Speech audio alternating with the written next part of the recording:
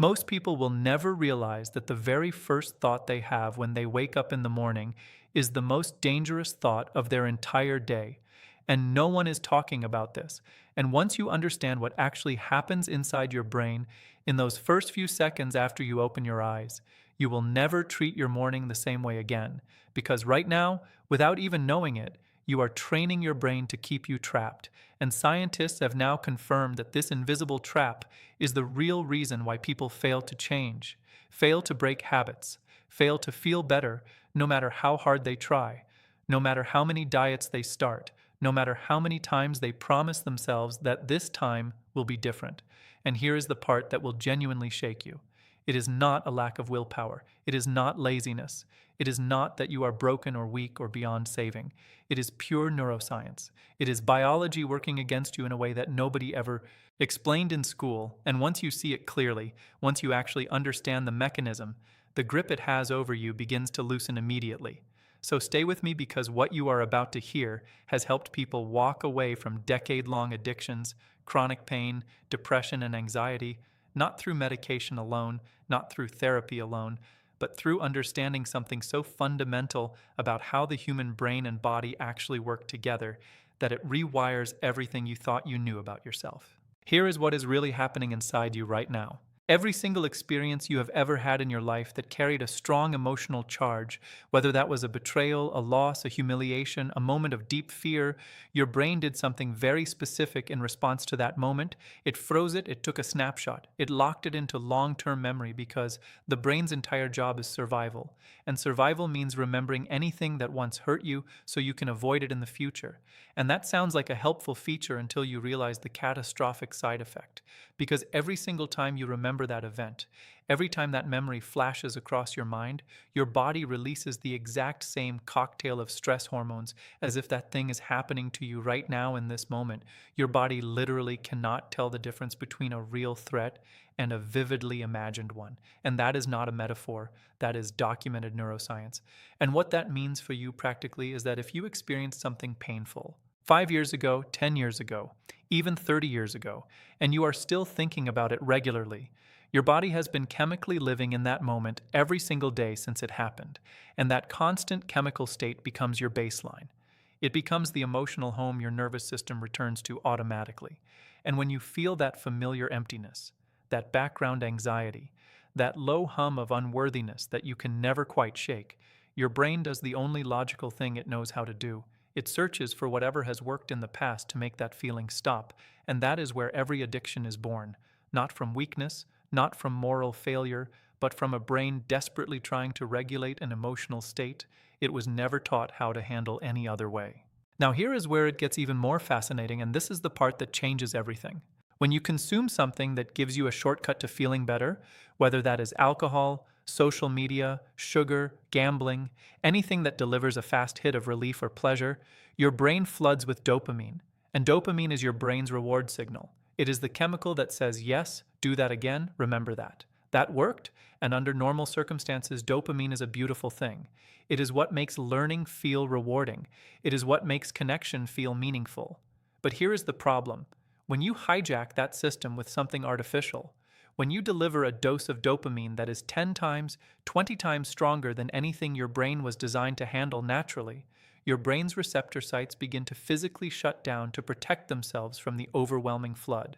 And now you need more of the substance or the behavior just to feel the same level of relief you felt the first time. And in the absence of that substance, those same receptor sites that have been downgraded now make it impossible to feel pleasure from anything ordinary. A beautiful sunset means nothing. A good meal means nothing. A genuine conversation means nothing.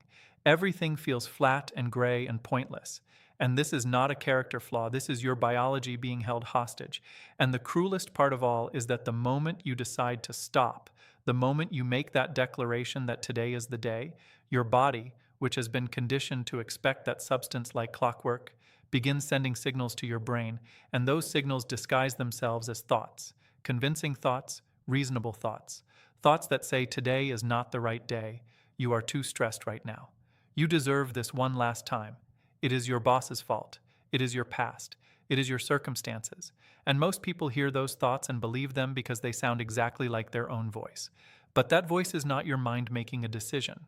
That is your body, demanding its chemical fix, and it will say absolutely anything to get it. So what is the actual way out? Because there has to be a way out, and there is, but it requires understanding one more thing that most people are never told. The reason change is so hard is not because the future you want is too far away. It is because you are trying to think your way into a new life while your body is still emotionally anchored in the old one. And your body always wins that argument. Always. Because the body has been conditioned over years or decades to be the mind, meaning your emotional state has become so deeply programmed that it runs automatically, like a computer operating system humming in the background, and conscious positive thinking alone cannot override an unconscious biological program. You could repeat affirmations every morning for a year, and your body will sit there saying, "No, you are not," because it knows what it feels. And feelings are the language the body speaks. And if your feelings have not changed, then as far as your nervous system is concerned, nothing has changed. So the real work, the work that actually produces measurable biological transformation, is learning how to change the way you feel before. Anything in your outer world changes. It is learning to generate the emotion first and let the chemistry follow. And this is not wishful thinking. This has been measured in blood work, in brain scans, in genetic expression analysis. And what researchers found when they studied people who learned to do this deliberately was extraordinary. Because in as little as 7 days of immersive practice, the participants showed measurable changes in inflammation markers, immune function, gene expression, and metabolic activity, and they were not taking any substance. They were sitting in a room and doing something specific with their attention and their emotional state, and their biology reorganized itself in response. The practical application of this is something you can begin today, and here is where the morning becomes so critical. In the first few minutes after you wake up, your brain is in a transitional state between sleep and full waking consciousness. Your brain waves are slow, your analytical mind is quiet, and the doorway between your conscious awareness and your deep subconscious programming is literally open. And what you do in that window determines the emotional trajectory of your entire day. Because if the first thing you do is reach for your phone, and statistics show that the overwhelming majority of people do exactly this, you are immediately flooding your nervous system with information tied to everything familiar, your problems, your obligations, your frustrations, your fears, and every one of those things carries an emotional charge. And within seconds, your body has been pulled back into yesterday, back into last month, back into the version of yourself you are desperately trying to leave behind, and your brain, being an anticipation machine, begins running its well-worn programs automatically. And you have lost the morning before you even got out of bed. But what if instead you use that window deliberately? What if before you reach for anything, before you check anything, before you speak to anyone, you spent even a few minutes rehearsing the version of yourself you want to become today, not thinking about it abstractly, but actually generating the feeling of it in your body, because your body cannot tell the difference between something you are vividly imagining with emotional intensity and something that is actually happening. And if you can produce the feeling of calm, of gratitude, of wholeness, of possibility in your body before the day has even begun, you have given your nervous system a new reference point. You have interrupted the automatic program and inserted something new. And here is what happens when you keep doing that consistently. When you practice generating elevated emotional states the same way an athlete practices their sport, you begin building new neural pathways. You begin recalibrating those dopamine receptors. Back toward their natural sensitivity, you begin finding genuine pleasure in ordinary things again, and the craving for the artificial shortcut begins to lose its grip, not through white-knuckling it, not through willpower, but because the emotional need that the addiction was serving is finally being met from within rather than from without. And here is the thing about the difficult moments inside this process, because there will be difficult moments, and this is where most people quit without realizing they are standing on the edge of a breakthrough. When you sit down to do the inner work and your body starts to feel agitated, anxious, uncomfortable, resistant, when the old emotions begin to surface and every instinct screams at you to stop, to distract yourself, to reach for the familiar relief, that moment is not a sign that you are failing. That is the exact moment the old program is being challenged.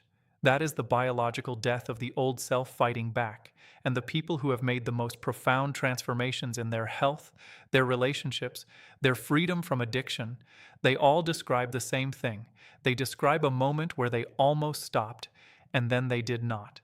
They stayed in the discomfort one more breath, one more minute, and something broke open inside them. And on the other side of that breaking open was a feeling they did not have words for, a sense of wholeness, of liberation, of genuine love for their own life that they had not felt in years or maybe ever. And that feeling, that biochemical reality, is more powerful than any substance you have ever used to try to feel better, because it came from within you. It was generated by you, and that means it can never be taken away. The journey from where you are now to where you want to be is not about destroying the old you. It is about becoming so familiar with the new you that the old patterns simply have nowhere left to live. It is about practicing the emotions of the life you want until your body stops arguing and starts cooperating. It is about waking up tomorrow morning and choosing, even for 5 minutes, to be the person you are becoming rather than the person you have been. And if you do that, if you stay in the experiment long enough to see one coincidence, one synchronicity, one unexpected shift in how your days unfold, you will not need anyone to convince you to keep going, because the evidence will be written in your own life, and that is the kind of proof that changes a person forever.